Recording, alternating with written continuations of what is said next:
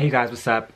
It is me, Tone Classic, and this video is going to be, sorry, I don't know what I was looking at. This video is going to be very just conversational, me just sharing my thoughts on, my perspective, some of my experiences, and my point of view. I do want to go ahead and start off by saying that this is not intended to bash or be dismissive or disrespectful of anyone's beliefs, and yeah, that's just not what this video is about. I hope that in turn people who may have different beliefs than mine can be respectful of that, and anything I do say in this video anyone takes offense to, I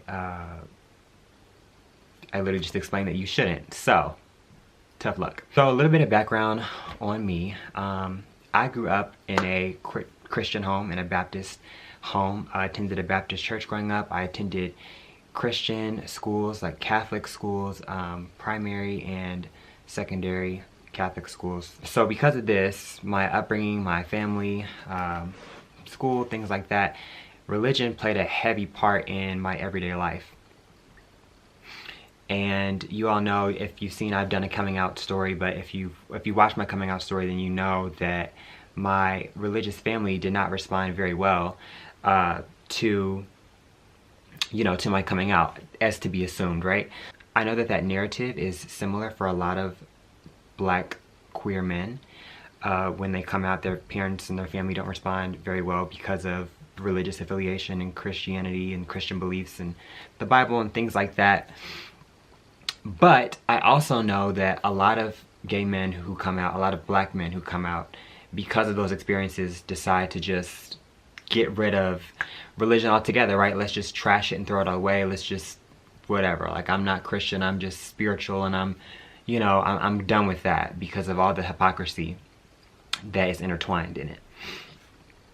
But I always struggled to relate with that because I felt like Christianity and spirituality was not just it wasn't just something that held me back from being myself. It was, in a way. It did make me scared to come out, and it did make me scared to express myself because I was scared I was going to go to hell and all this stuff. It did play a large role in that, but it also played a role in me learning how to love myself, and me learning how to love others and be respectful of others and be forgiving and have a forgiving heart, and it played a role in me knowing how to empathize rather than just sympathize. My Christian upbringing really contributed greatly to who I am, aside from my sexuality, right? So I'm sorry. So when I came out, it was difficult for me to wrestle with both of those, right? Especially when I have gay people who have already come out, right, and who are boldly just living their life and doing whatever they want to do, telling me, oh, forget that, forget religion, God isn't real, this, that, and the fourth and the fifth. And then you have, my friends, right, my straight friends who have known me this entire time, and they're telling me, God loves you still. God is, omniscient, omnipresent. Like, God is everything, and he wouldn't make you a certain way just to dismiss you or have the world cast you out. So both of those can be very conflicting and very confusing, and despite a lot of things the church has done, and despite a lot of just horrible, embarrassing moments I've had in the church because of my sexuality, it hasn't been as easy for me to just give it up and just give up my faith, because like I said, it's contributed greatly to who I am as a person. I can confidently say, I don't know if being gay is, I don't know how God feels about it, right? I don't know. But I don't think that all these people who are telling me I'm going to hell, and who were saying this stuff when I was growing up, something tells me that they don't know any more than I do, right? And so what I do know is that I did not choose this lifestyle. I did not choose to be this way. And I know a lot of people did not choose to be gay, right? And it's weird because you grow up in the church and you see those boys in the choir, right? You see the boys in the choir, you see the choir director, you see that one usher. You can tell you know, when someone is, you can tell when someone is gay. I know I can, as a gay man, I can tell when someone is, when someone else is. And, you know, seeing them and seeing the ones that do grow up and do eventually come out and live their life and have to deal with the you know, aftermath of that and the backlash from their family in the church, and then seeing the men that decide not to and decide to hide it and decide to keep it in and decide to just, you know, try their best to blend in. And I couldn't do that. I could not do that. But what I can do is I can continue to have a strong relationship with God individually, myself, you know, and continue to pray and ask him to lead me in the right direction, because despite what people may say, despite what people may think, even still with my sexuality, God has done so much for me.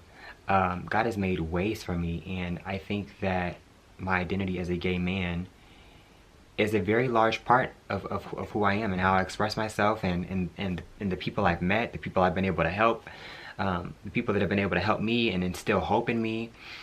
And some of the most mean, evil-spirited people I have met were that way in the name of Christianity, right?